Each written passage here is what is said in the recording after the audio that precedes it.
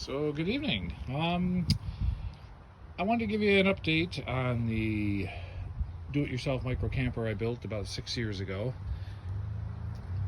The other one was just a series of pictures with no sound, and I know some people wanted to know a little bit more about it here, so I have the cover on it here at the moment, but the paint is holding up fairly well. I try to keep it covered, but it has been outside here and there. I've had to touch it up a couple times. I do wish I had used poor man siding. That's probably the one main thing I would change on this whole build instead of the paint, just because I know over time eventually I'm going to lose that battle.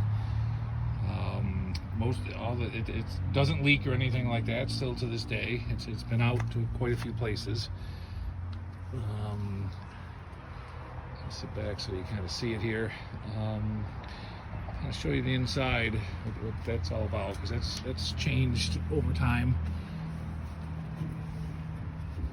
I'm gonna try to get the best picture I can here. That's obviously I have lights and a CB. The CB is mostly for the weather stations. But starting over here, well, I'll start over here at the door. We have some storage on the door, just extra goodies.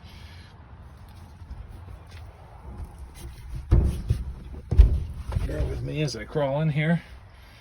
So that's really what the electrical is all about. All I did was actually run a surge protector bar, and that goes to the outside. I'll try to show you that on my way out of here. I have jar storage in here, various things. There's more on the other side of the door here. Got it's extra light. These are battery powered. Harbor Freight, and they actually probably need a battery, because this is actually the original batteries from 6 years ago, but it's probably about time I changed them.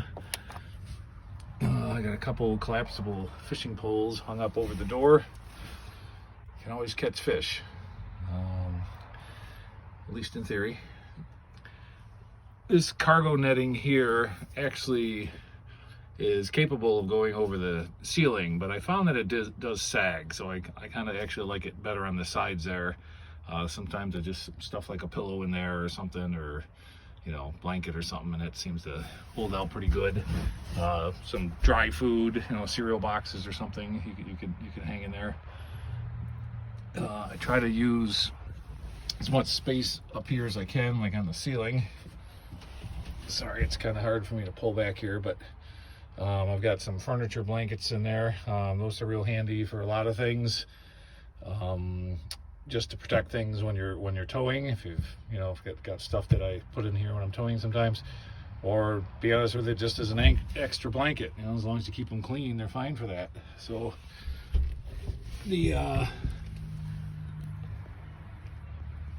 that's basically, this folds into a bed, double bed, full bed, I guess you'd call it, for two people. It's actually two separate tri cushions.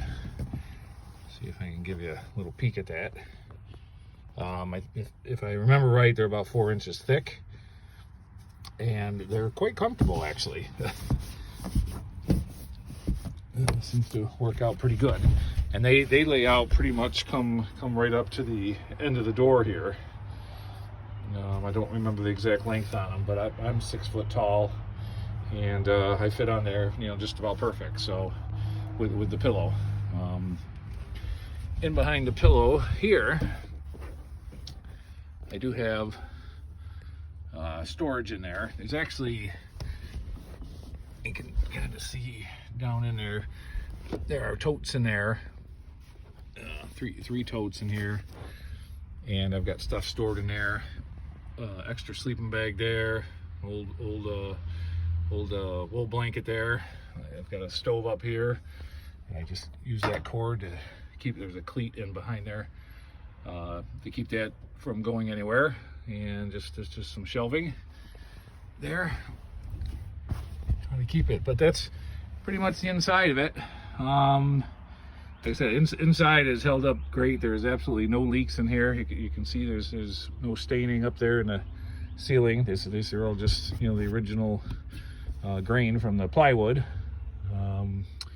But I found no leakage so far. She's been in the rain quite a few times. I did have, at one point, I had a little trouble leaking around the door. I didn't have a rain guard over the top of that rain cap, aluminum rain cap, and that made all the difference. And what had happened is it kind of got past that top seal, and she kind of leaked down into here in between the plywood and this board. So I put sealant in there, and that has fixed the problem. I've had no more water between that and the rain cap. You know, I was unable myself at the time to find any kind of a camper door. So I just built the one that's here, and I've got the bungee on there, so I can't close it. But it's worked out for me, you know, pretty good. But if you can find a small camper door, you know, that would probably actually be a little bit better. You probably wouldn't have the any leakage problems. The windows have worked out quite well, actually.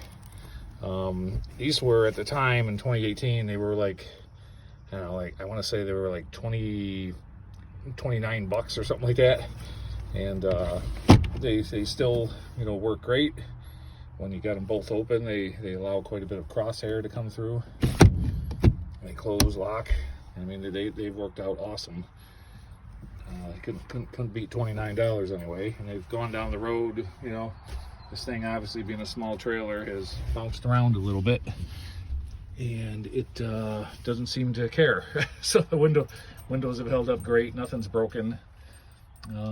Yeah, so just wanted to give you an update of what she looks like today anyway. And thanks for watching, and, you know, press that like button and subscribe if you would. And we'll see you later. Take care.